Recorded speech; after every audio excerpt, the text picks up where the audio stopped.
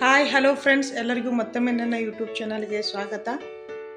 ನಾವು last time ಯಲ್ಲಮ್ಮನ ಗುಡ್ಡಕ್ಕೆ ಹೋದಾಗ ಅಲ್ಲೇ ಇರುವಂತಹ ನವಿಲ್ ತೀರ್ಥದಲ್ಲಿ ಮಲಪ್ರಭಾ ನದಿಗೆ ಒಂದು ಡ್ಯಾಮ್ ಕಟ್ಟಿದ್ದಾರೆ.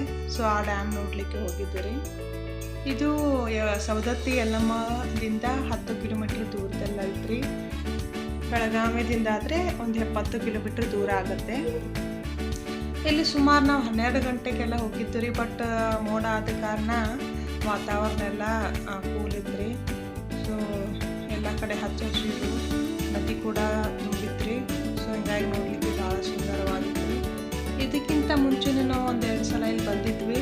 ಬಟ್ ಅವಾಗೆಲ್ಲ ಸ್ವಲ್ಪ ಕ್ಲೌಡ್, ಜನಗಳ ಬರೋದು ಹೋಗೋದು ಕೂಡ ಜಾಸ್ತಿ ಇತ್ತು. ನಾವು ಇಲ್ಲಿ ಬಂದಾಗ ಒಬ್ಬರು ಅಥವಾ 2 ಜನ ಅಷ್ಟೇ ಇದ್ದಿತ್ತು. ಗಾರ್ಡನ್ ಎಲ್ಲ ಕ್ಲೀನ್ ಇತ್ತು ರೀ. ಬಟ್ ಸ್ವಲ್ಪ ಮೇಂಟೆನೆನ್ಸ್ ಎಲ್ಲ ಭಾಳ ಕಮ್ಮಿ ಮಾಡಿದ್ರು. ನಾವು ಮೇನ್ ಗೇಟ್ದಿಂದ ಸುಮಾರು ಒಂದು ಅರ್ಧ ಕಿಲೋಮೀಟ್ರ್ ಹಿಂಗೆ ನಡ್ಕೋತ ಸ್ಟೆಪ್ಸ್ದಿಂದ ಡೌನ್ ನಡ್ಕೋತ ಹೋದರೆ ನಮ್ಮ ಮುಂದೆ ಡ್ಯಾಮ್ ಕಾಣಿಸ್ತದೆ ರೀ.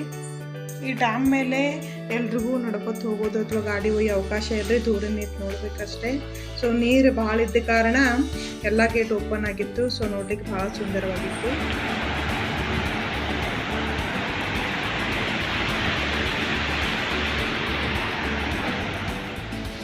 ನೀವು ಹಾಗೆ ಮುಂದ್ಗಡೆ ಬಂದರೆ ಅಲ್ಲೊಂದು ಟೆಂಪಲ್ ಅದ ರೀ.